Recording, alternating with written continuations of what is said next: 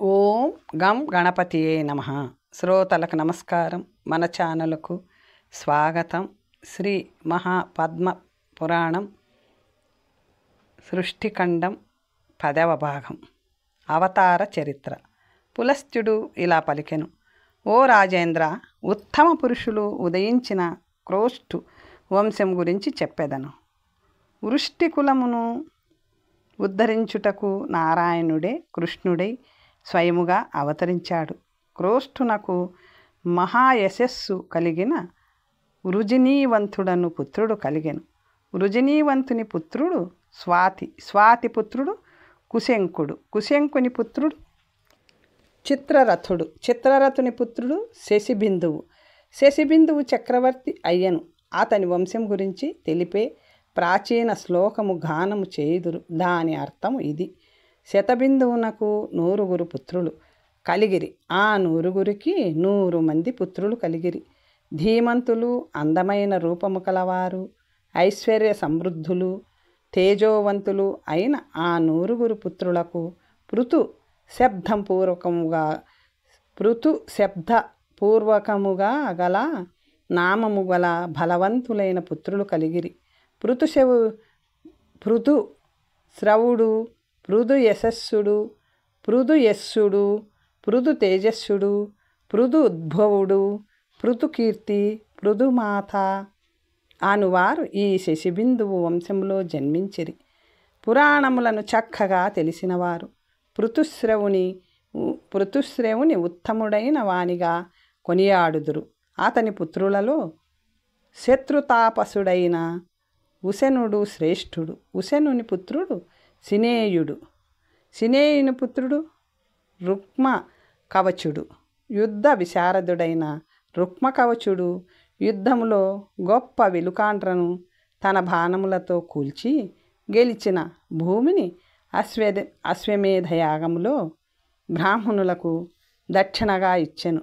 రుక్మకవచునకు శత్రువీరులను సంహరించే పరావృతుడను కుమారుడు కలిగెను. పరావృతునకు మహావీర్య పరాక్రమవంతులైన 5 పుత్రులు కలిగిరి. వారి పేర్లు రుక్మేశుడు, పృథారుక్ముడు, జామఘ్నుడు, పరిగుడు మరియు హరి. వారిలో పరిగుని హరిని విదేహ రాజ్యమందు నిలిపెను. రుక్మేశుడు రాజయ్యను. పృథుకర్ముడు అతని ఆశ్రయములో నుండెను. వీరు ఇరువురు జామ్యఘ్నుని బహిష్కరించిరి. జామఘ్నుడు ప్రశాంతమైన ఆశ్రమంలో, పృథుకర్ముడు అతని ఆశ్రయములో నుండెను. వీరు ఇరువురు జామఘ్నుని బహిష్కరించిరి. జామఘుడు ప్రశాంతమైన ఆశ్రమంలో నివసించుచుండెను. ఒక బ్రాహ్మణునిచే బోధితుడై ప్రేరేపించబడి ధనస్సు చేత పట్టి ధ్వజము తీసుకొని రథములో కూర్చొని మరొక దేశమునకు వెళ్ళెను. నర్మదా నదీ తీరములో ఏకాకి అయి తిరుగుతూ వృక్షవంత పర్వతమునకు వెళ్ళి అక్కడ ఒక ఏకాంత ప్రదేశంలో కూర్చునెను. పతివ్రత అయిన జైభ్య జామగుని భార్య. ఆ రాజు మరొక భార్యను గురించి ఆలోచించెను. ఒక యుద్ధంలో అతనికి జయము లభించినది. ఆ యుద్ధంలో అతను ఒక కన్యను కూడా పొందెను. అయితే భార్యకు శైభ్యకు జడిసి, అందమైన నవ్వుగలదానా, ఈమె నీకు కోడలు అని చెప్పెను. ఆ మాటలను విని శైభ్య, ఈమె ఎవరు, ఎవని భార్య, ఎవరికి కోడలు అని అడిగెను.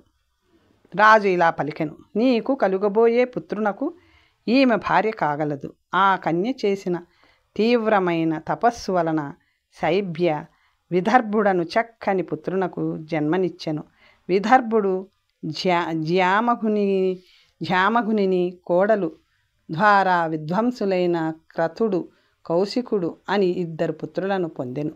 పిదప పరమ ధార్మికుడు, సూర్యుడు, రణ విశారదుడు అయిన లోమపాదుడను 3వ పుత్రుని పొందెను. లోమపాదుని పుత్రుడు బభ్రువు కుమారుడు ధృతి. కౌశికుని పుత్రుడు చేది. అతని నుంచి వచ్చిన వారే చైద్యులును రాజులు. విదర్భుని పుత్రుడైన క్రతువునుకు జన్మనిచ్చినవాడు దృష్టుడు. దృష్టుని పుత్రుడు సృష్టుడు. సృష్టుని పుత్రుడు ధర్మాత్ముడు. ధర్మాత్ముడు శత్రువీరులను సంహరించే నివృత్తుడు. నివృత్తుని పుత్రుడు దశార్హుడు. ఇతడు విదూరథుని వలనే దశార్హుని పుత్రుడు భీముడు. భీముని పుత్రుడు జీమూతుడు. జీమూతుని పుత్రుడు వికృతి. వికృతిని కుమారుడు భీమరథుడు. భీమరథుని కుమారుడు నవరథుడు. నవరథు కుమారుడు దశరథుడు. దశరథుని కుమారుడు శకుని. శకుని కుమారుడు కరాంభుడు. కరాంభుని కుమారుడు దేవరాతుడు. దేవరాతుని కుమారుడు మహాయశస్వి అయిన దేవక్షత్రుడు. దేవక్షత్రుని కుమారుడు దేవ సమూహుడైన మధువు. మధువు పుత్రుడు కురువసుడు. కురువసుని కుమారుడు ప్రతాపవంతుడైన పురోహోత్రుడు. విదర్భ రాజపుత్రి అయిన ద్రవంతి ద్వారా పురోహోత్రునికి అంశుడు జన్మించెను. అంశుని భార్య వేత్రకి. ఆమె యందు అతనికి సత్యశాలి కీర్తివర్ధనులు అయిన సాత్వతుడు జన్మించెను. మహాత్ముడైన జమఘుని విసృష్టిని తెలుసుకున్నవాడు సంతానవంతుడగును. ధీమంతుడైన సోముని సాయుధ్యమును పొందును. సాత్వతుని వలన కౌసల్యకు 4 కుమారులు కలిగెను. వారి పేర్లు భజ, భజమాన, దేవావృత, అంధక, వృష్టి. వారు చేసిన సృష్టి 4 విధములు విస్తరించి చెప్పెదను విను. భజమానునకు సృంజయ ద్వారా బాజుడను పుత్రుడు కలిగెను. సృంజయ పుత్రికకు బాజకులు జన్మించిరి. బాజునకు 2 భార్యలు. వారి ద్వారా బాజుడు పెక్కుమంది పుత్రులను పొందెను. వారు నేమి, కృకానుడు మరియు శత్రుపురములను జయించు వృష్టి. బాజమానునకు జన్మించిన వారైనందున వీరిని బాజకులందురు. దేవ పృతువను మరొక పేరు ఉంది. అతడు మధురాజులతో మైత్రిని పెంచుకొనెను. అతనికి పుత్రులు లేనందున సర్వ సుగుణములు కలిగిన పుత్రుడు జన్మించవలేనని పర్ణాశయ నదీ జలమును సృజించి సంకల్పించి శ్రీకృష్ణుని ధ్యానిస్తూ తీవ్రమైన తపమాచరించెను. ఆ నీటిని సృజించుట వలన నది అతనికి దగ్గరగా వచ్చెను. తీవ్రమైన తపమును ఆచరించుచున్న దేవవ్రతుని చూసి అతని క్షేమమునకు పరితపించి ఇలా సంకల్పించెను: నేను స్త్రీరూపము ధరించి ఇతనికి భార్యనై సర్వ సుగుణములు కలిగిన పుత్రుని పొందెదను అని నిశ్చయించి అందమైన స్త్రీరూపమును పొంది రాజును సమీపించి తన గురించి అంతా చెప్పెను. రాజు కూడా ఆమెను ఆక్షేపించెను. దేవవ్రతుని ద్వారా నది 9వ నెలలో ఒక గొప్ప పుత్రునకు జన్మనిచ్చెను. ఆ పుత్రుని పేరే బభ్రువు. సమస్త కళ్యాణ గుణములు కలిగినవాడు. పురాణములను చక్కగా తెలిసినవారు. మహాత్ముడైన దేవవృతుని గుణములను ఈ విధముగా కీర్తించారని విన్నాము. మనుష్యులలో శ్రేష్ఠుడు బభ్రువు. దేవవృతుడు దేవ సమానుడు. వారిరువురికి 70,600 మంది పుత్రులు కలిగిరి. వీరందరూ అమృత తత్వమును పొందిరి. యజ్ఞములోను, తపస్సులోను, దానములోను, తేజస్సులోను, రూపములోను, దృఢ వ్రతములలోను, బ్రహ్మ జ్ఞానములోను శ్రేష్ఠుడైన భోజుడు శరకాంతుని పుత్రికయగు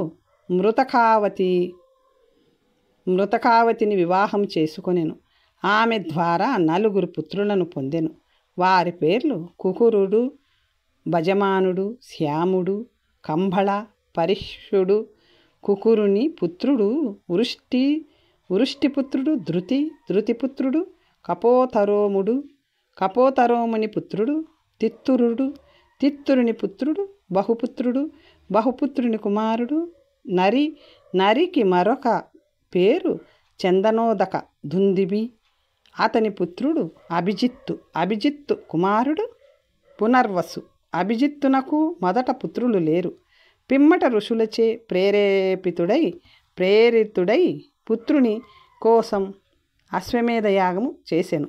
ఆ యజ్ఞం మధ్యలో ఉండగా అందులో నుంచి విద్వాంసుడు, ధర్మజ్ఞుడు, అంధుడు అయిన పునర్వసు పుట్టెను. పునర్వసునకు 2 పిల్లలు కలిగెను.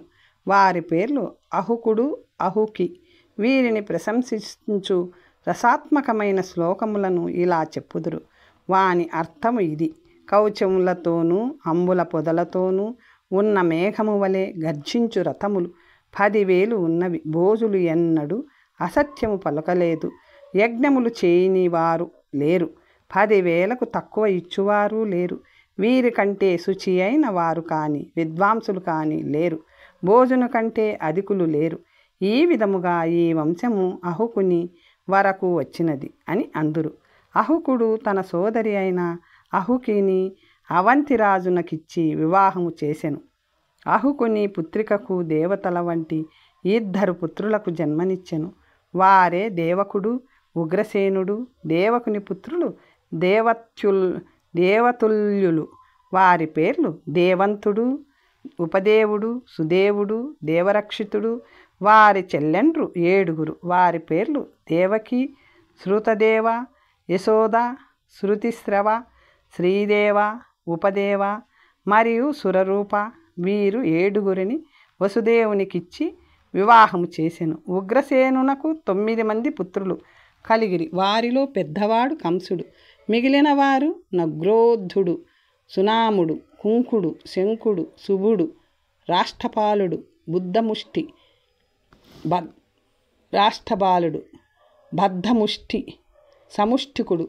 వీరికి 5 చెల్లెండ్రున్నారు. వారి పేరు కంస, కంసవతి, సురభి, రాష్ట్రపాలి, కంక. వీరందరూ వరాంగనలు. ఉగ్రసేనుడు అతని సంతతి కుకుర అనగా దాశార్హ దేశమునకు చెందినవారు. రతులలో ముఖ్యుడైన విధూరథుడు భజమానుని పుత్రుడు. సూర్యుడైన రాజాది దేవుడు విధూరథుని పుత్రుడు. రాజాది దేవునకు శోణాశ్వుడు, శ్వేతవాహనుడు అని 2 కుమారులు. క్షత్రియ వ్రతములో వీరు వీరులు సమ్మతిని పొందారు. శోణాశ్వునికి రణవిశారదులైన కుమారులు 5. ఆ వీరుల పేర్లు శమి, రాజవర్మ, నిమూర్తుడు, శత్రుజిత్తు మరియు శుచి. శమిపుత్రుడు ప్రతిక్షత్రుడు. ప్రతిక్షత్రుని కుమారుడు భోజుడు. భోజుని పుత్రుడు హృదీకుడు. హృదీకునకు భీమ, పరాక్రములైన పుత్రులు 10 మంది కలిగిరి. వారిలో కృతవర్మ జ్యేష్ఠుడు, శతధ్వనుడు శ్రేష్ఠుడు. మిగిలిన వారు దేవార్హుడు, సుబానుడు, భీషణుడు, మహాబలుడు, అజాతుడు, విజాతుడు, కకురుడు, కరంధుముడు. దేవార్హుని పుత్రుడు విద్వాంసుడైన కంబళ బరిష్యుడు. అతనికి 2 పుత్రులు అసమౌజుడు, సమౌజుడు. అజాతునకు వీరులైన పుత్రులు 2 జన్మించిరి. సమౌజునకు పరమ ధార్మికులైన విఖ్యాతులైన 3 పుత్రులు జన్మించిరి. వారి పేర్లు వరుసగా సుధాంసుడు, సువంశుడు, కృష్ణుడు. అందకుని ఈ వంశమును ఎవరు నిత్యము కీర్తింతురో వారికి వంశాభివృద్ధి, సంతానాభివృద్ధి కలుగును. క్రోష్ఠునికి 2 భార్యలు. వారి పేర్లు గాంధారి మరియు మాద్రి. గాంధారికి మిత్ర వత్సలుడైన సుమిత్రుడు జన్మించెను. మాద్రికి యథాచిత్తుడను పుత్రుడు జన్మించెను. ఆ తరువాత దేవమీడూషుడు తరువాత తన మిత్రుడు, తరువాత శని. ఈ 5 శరీరముపై శుభలక్షణములు కలిగి ఉండిరి. అనమిత్రుని పుత్రుడు నిఘుడు. నిఘునకు 2 కుమారులు. వారి పేర్లు మహావీరుడైన ప్రసేనుడు, శక్తిసేనుడు, సత్రాజిత్తు. ప్రసేనుని వద్ద శమంతకమును ఒక ఉత్తమమణి రత్నమున్నది. ఇది పృథ్వీపైనున్న మణులన్నిటికీ రాజు. అతడు దానిని ఎల్లప్పుడూ ఆ మణిని హృదయమున ధరించి మిగులా రాణించెను. సౌరి శ్రీకృష్ణుడు రాజు కోసము ఉత్తమమైన ఆ మణిరత్నమును ఇవ్వమని అడిగెను. కానీ గోవిందునకు కూడా ఆ మణి లభించలేదు. శ్రీకృష్ణుడు శక్తిమంతుడైనను లాగుకొనలేదు. ఒకనాడు ప్రసేనజిత్తు ఆ మణి ధరించి వేటకు వెళ్ళాను. ఒక గుహలో ఏదో జీవి చేయుచున్న శబ్దమును విని అందులో ప్రవేశించిన అక్కడ ఒక ఎలుగుబంటిని చూశాను. ఎలుగుబంటి ప్రసేనుని పైన, ప్రసేనుడు ఎలుగుబంటి పైన దాడి చేసిరి. ఒకరినొకరు గెలువవలైనను కోరికతో వారు పోరాడిరి. ప్రసేనుని చంపి ఎలుగు మణిని ఎత్తుకుపోయిను. సోదరుని మరణవార్త విని ప్రసేనుడు మణి ధరించి అడవికి వెళ్ళినవాడు ఆ శమంతకమణిని ఎంత అడిగినను ఇవ్వకపోవడం వలన కేశవుడే ప్రసేనుని చంపి మణిని ఎత్తుకుపోయాడు అని అపవాదము సత్రాజిత్తు అంతటా ప్రచారము చేసెను. చాలా కాలం తర్వాత గోవిందుడు వేటకు వెళుతూ అదే గుహ వద్దకు వచ్చెను. వృక్షరాజు అంటే ఎలుగుబంటి ముందు వలనే శబ్దములు చేసెను. గోవిందుడు ఖడ్గపాణి అయి గుహలో ప్రవేశించి మహాబలవంతుడైన జాంబవంతుని చూచెను. జాంబవంతుని చూడగానే కేశవుని కన్నులు క్రోధముతో ఎర్రబడి మహావేగముతో వెళ్ళి అతనిని పట్టుకొనెను. జాంబవంతుడు పూర్వకర్మ వలన వచ్చినది వైష్ణవ దేహంలో నున్న విష్ణువు కృష్ణుడు అని తెలుసుకొని విష్ణు సూక్తముతో వెంటనే స్తుతించెను. అంతటా భగవంతుడు సంతుష్టుడై వరముతో అతనిని అనుగ్రహించెను. జాంబవంతుడు ఇలా పలికెను: చక్రప్రహరణముతో నీ చేతిలో మరణము శుభమే కాదు, ఇష్టమైనది కూడా. నా పుత్రిక అయినా ఈ కన్య నిన్ను భర్తగా పొందవలేను. ఇది నా కోరిక. ప్రసేనుని చంపి నేను పొందిన ఈ మణిని నీవు తీసుకోవలేను. ఇదిగో ఆ మణి ఇక్కడ ఉన్నది. ఆ జాంబవంతుని కోరికపై కేశవుడు తన చక్రాయుధముతో అతనిని వధించి కార్యమును సాధించి కన్యను స్వీకరించెను. తనపై మోపిన అపవాదునకు అసంతృప్తుడైన శ్రీకృష్ణుడు యాదవులందరి సమక్షములో వృక్షము నుంచి లభించిన మణిని సత్రాజిత్తునకిచ్చెను. యాదవులందరూ నీవే ప్రసేనుని చంపితివనుకొంటిమి అని పలికిరి. సత్రాజిత్తునకు తన 10 మంది భార్యలు, ఒక్కొక్క భార్య వలన 10 మంది కుమారులను పొందెను. సత్య వలన 9 పుత్రులు కలిగిరి. వారందరూ మహావీరులు అని విఖ్యాతులు. భంగకారుడు వారిలో పెద్దవాడు సత్యవ్రతి స్వప్నాభంగకారుని అక్కలు బలిష్ఠులైన పుత్రులను పొందిరి. యుయుధానుని పుత్రుడు అభంగుడు, అభంగుని పుత్రుడు శిని పుత్రుడు యుగంధరుడు, యుగంధరుని పుత్రులు 100 మంది. వృష్టి వంశంలో విఖ్యాతుడైన వాడు అనమిత్రుడు, అనమిత్రుని పుత్రుడు శిని. వృష్టి వంశంలో చివరివాడు అనమిత్రుని మరొక పుత్రుడు యుధాజితుడు. వృష్టి వంశ వీరుడు మరొక 2 పుత్రుడు ఋషభుడు, చిత్రుడు. కాశీరాజు పుత్రికను ఋషభుడు భార్యగా చేసుకొనెను. జయంతుడు జయంతిని భార్యగా పొందెను. జయంతునకు జయంతి ఎందు జన్మించిన పుత్రుడు ధీరుడు, సదా యజ్ఞములు చేయువాడు, శృతులను బాగా నేర్చినవాడు, అతిథి ప్రియుడు. అతనికి జయంతుని పుత్రునకు పుట్టినవాడు అక్రూరుడు. అతడు సమర్థుడు, భూరి దక్షిణలిచ్చువాడు. కన్యలలో రత్నమైన శైభ్యను అక్రూరుడు భార్యగా పొందెను. అక్రూరునకు శైభ్యయందు మహాబలవంతులైన 11 మంది పుత్రులు కలిగిరి. వారి పేర్లు ఉపలంభుడు, సదాలంభుడు, ఉత్కలుడు, ఆర్యశైశవుడు, సుధీరుడు, సదాయక్షుడు, శత్రుఘ్నుడు, వారిమేజయుడు, ధర్మదృష్టి, ధర్ముడు, సృష్టిమౌళి. వీరందరూ రత్నములనే తీసుకొని వచ్చేంతటి శూరులు. అక్రూరునకు శూరసేన యందు కులనందనులైన 2 పుత్రులు జన్మించిరి. దేవ సమానులైన వారి పేర్లు దేవవానుడు, ఉపదేవుడు. అక్రూరునకు అశ్విని యందు 12 మంది పుత్రులు జన్మించిరి. దేవ సమానులైన వారి పేర్లు దేవవానుడు, ఉపదేశవుడు.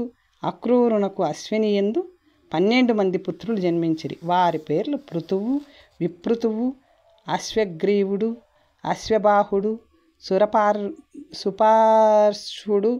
సుపార్షుడు, గవేషణుడు, రిష్టనేమి, సువర్చసుడు, సుధర్ముడు, మృదువు, అభూమి, బహుభూమి.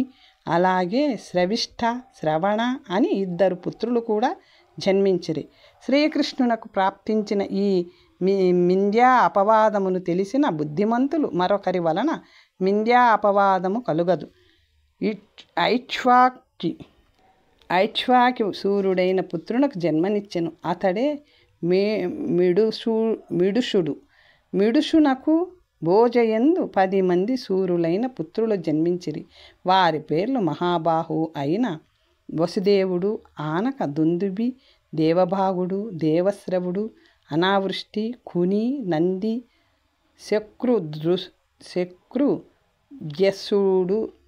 శక్రుద్యసుడు, శ్యాముడు, శమీకుడు మరియు సప్తుడు. అలాగే వరాంగనలైన సుతకీర్తి, పృథ, శత్రుదేవి, శత్రుశ్రవ మరియు రాజాదిదేవి అను పుత్రికలు 5 జన్మించిరి. వీరు 5 వీరమాతలు, వీరులను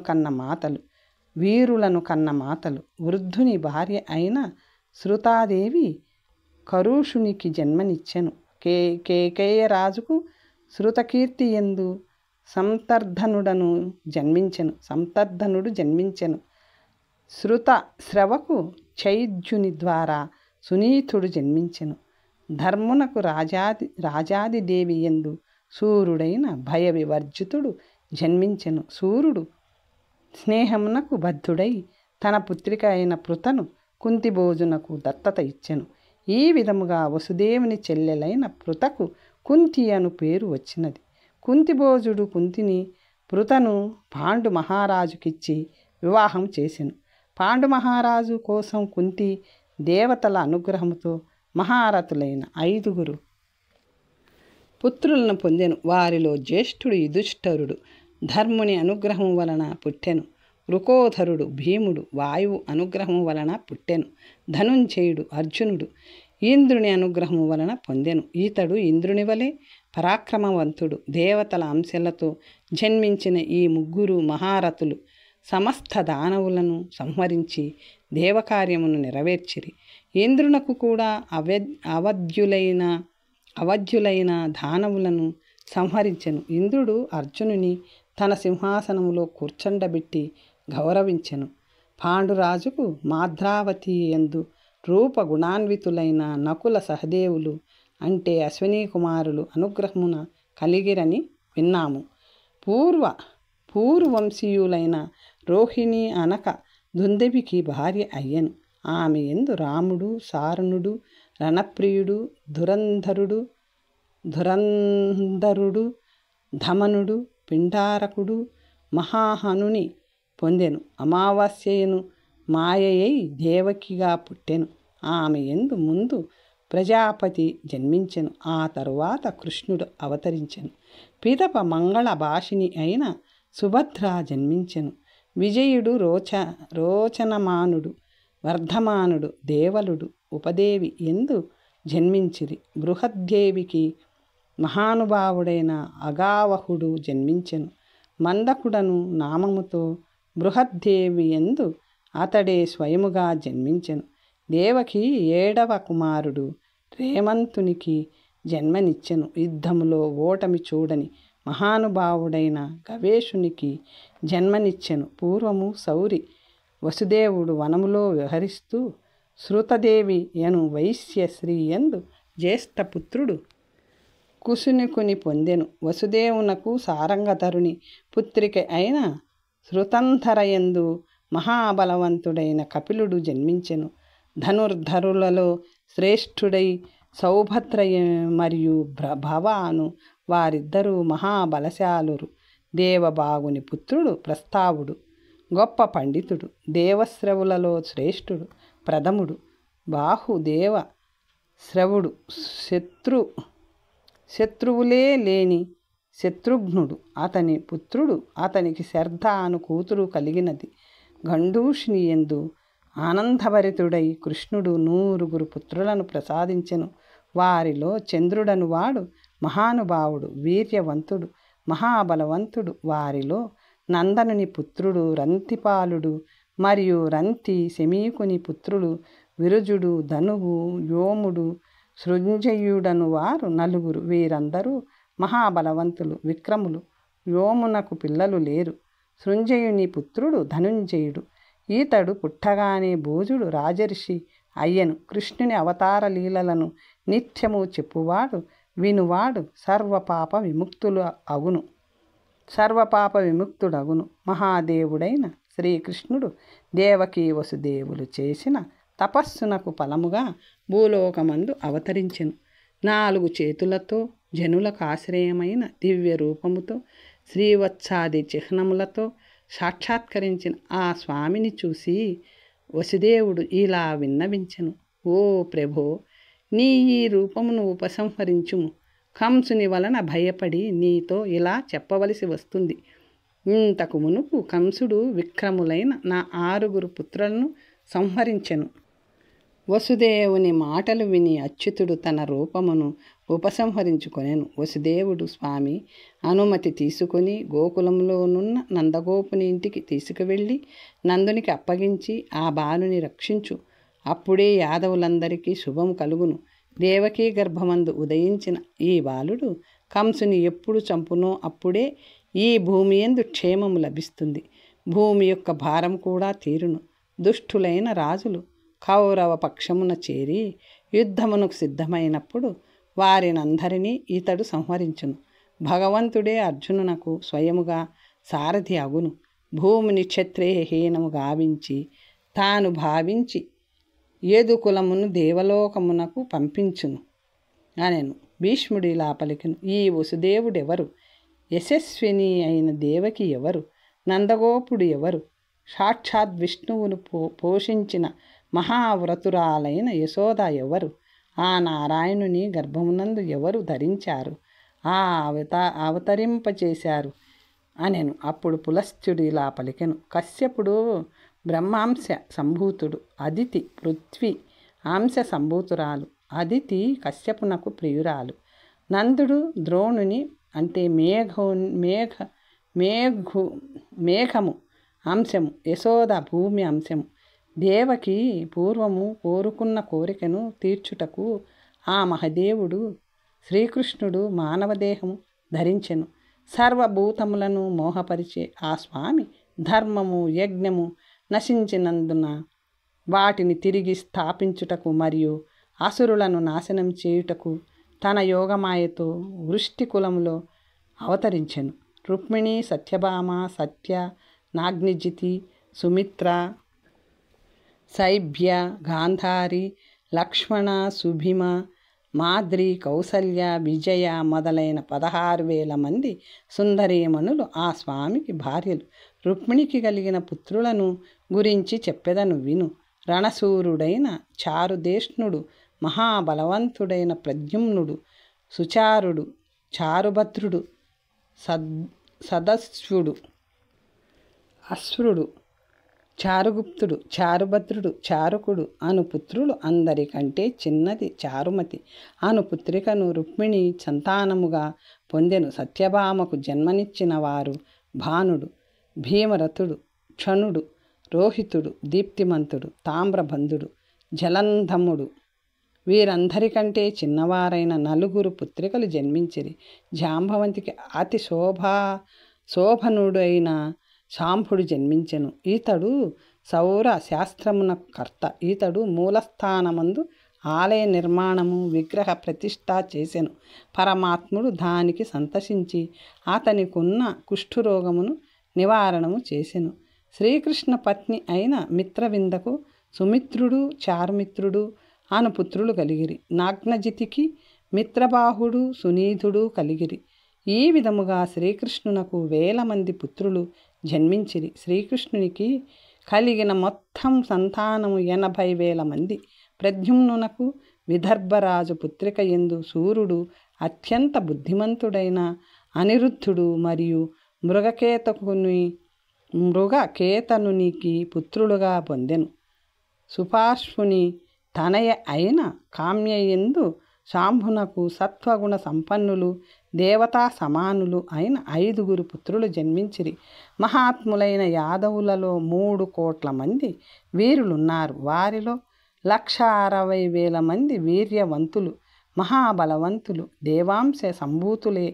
దేవాసుర సంగ్రామంలో మరణించిన రాక్షసులందరూ ఇప్పుడు మనుషులలో పుట్టి సర్వమానవులను బాధించుచుండిరి. వారిని ఉద్ధరించుటకు ఆ మహానుభావుడు శ్రీకృష్ణుడు యాదవ కులంలో అవతరించెను. మహానుభావులైన యాదవులలో 100 కుటుంబములు వారిని ఉద్ధరించుటకు ఉత్పన్నమైనవి. వారికి నాయకుడు విష్ణువే, కృష్ణుడే. యాదవులందరూ శ్రీకృష్ణునికి అధీనులై ఉండిరి. తర్వాత కథ వచ్చే భాగంలో తెలుసుకుందాం. నమస్తే.